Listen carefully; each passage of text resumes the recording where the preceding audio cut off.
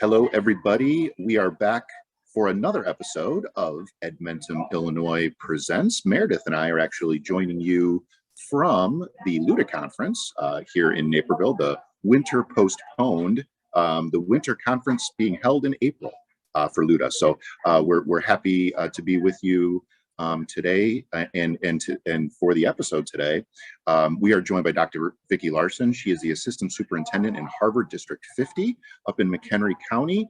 And we are going to ask the question to Vicki, what are you reading? Great. Well, thanks for having me today. I'm excited. I'm really disappointed I'm not at LUDA, but I am joining you from Florida, having a little vacation to a world cheer competition. But I'm excited to kind of talk about the book that I'm reading along with my colleagues, and it's called The Multiplier Effect. It's Liz Wiseman. No, you can't see it. There you go. And it's backwards. There you go. But... We got it. Yeah. Why do you love it, Vicki? You know, the main reason why I love it, I love book studies just because I think it brings people together to have some common background and really engage in conversation. And our DIT, which is our district instructional team, we're really working to how can we better work together, collaborate, and build the capacity of our buildings.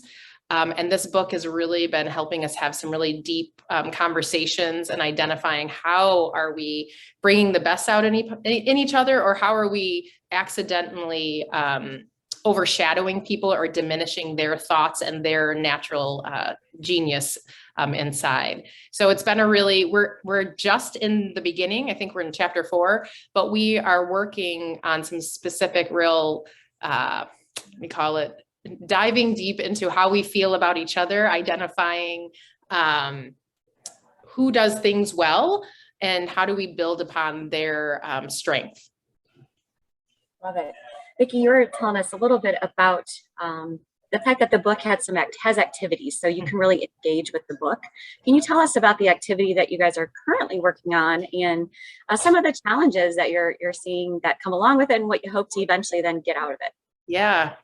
The activity that we're doing, and hopefully next week we're going to kind of share out, it's called Name That Genius. And so the assignment for all of us, there's 9 of us on our DIT, we had to take some time and really identify for each individual on our team, what do they do better than anyone else? What do they do easily and what do they do freely? And really kind of identify their strengths. And I've shared with some of my colleagues that this has been really hard. I can find everyone's strengths, but then naturally I feel like, gosh, if I say, Amber, you are the best at doing this, then everyone else feels a little like, oh, well, I thought I did really well at that. Or they naturally feel like, oh, so I'm not good at that. And I think that's just part of our natural mindset that if someone's really good at something, I'm really bad at it. And that's not the case, right? And I think that's something we just have to kind of work through to say, you're better at this than everyone else. It doesn't mean that I'm bad at it. You're just the best. And that I may be really good at something else that you're not the best at either. And I think it's just really kind of trying to find those strengths of everyone and build off of each other. But I do think we all take things personally, right? And we want to think that we're good at everything, but realistically, we're not. I mean, it's okay. But I do think it's going to be a really difficult, I know that people have said this is really hard to really identify that without feeling like you're hurting other people's feelings. And I think that's just our natural inclination to feel that way. And somehow we have to have that discussion out loud and say, like, this is how I'm feeling. And it's not a negative to each of you, but this person's the best at this person's the best at that. But it'll be an interesting, I'm looking forward to it, but it has been difficult. I'm not even done with my assignment yet for next Tuesday. I've been really trying to just focus one person at a time and really think about everything that they do well.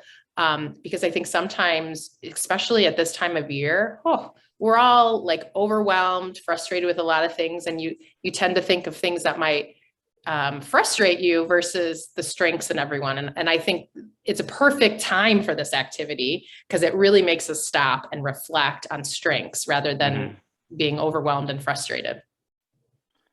That's interesting when you said reflecting on the strengths, and it's almost like you're inventorying the genius in the room, right?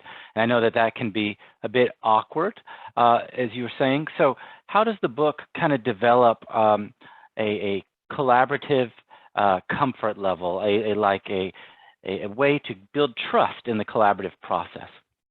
Yeah, I think that's a great question. And one of the reasons, kind of the background of how this book came to our team was I was part of a AASA, I forgot one A, leadership cohort this past year. And we had this book shared with us with a facilitator, Alyssa Gallagher, who is phenomenal. I feel like I just wanted to say her name out loud. And it really spoke to me in that our team of instructional colleagues, they are working specifically in an area like a director of special ed, our dual language coordinator, our curriculum coordinator, tech. And sometimes we can unintentionally work in silos and not work collaboratively. And I think this book really to me spoke to, this is how we're going to bring us all together.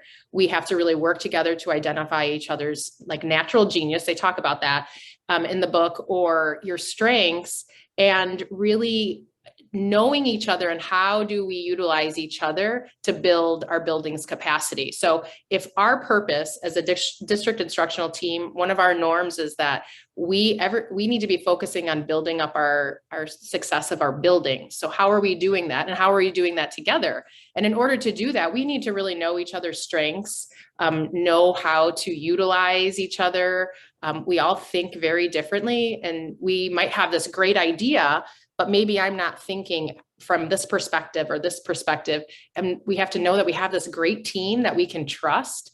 And through these activities, learning like, I know that this person is really strong in this area. So I'm going to go to them and just kind of, pick at their brain and say, how can I support the building better with this? And I'm not thinking of everything. What do you think? We have people on our team who are huge visionary, but they're not really great with details. But then we have people who are great with details. So let's make sure we're working together. I have this big picture. What are all the details that go into it to make sure that it's successful and we're not missing pieces in regards to implementing or communicating, things like that. So I'm really excited. Our team has really loved the book. And we're just slowly going, we go really like each week, a chapter, and really talk through it.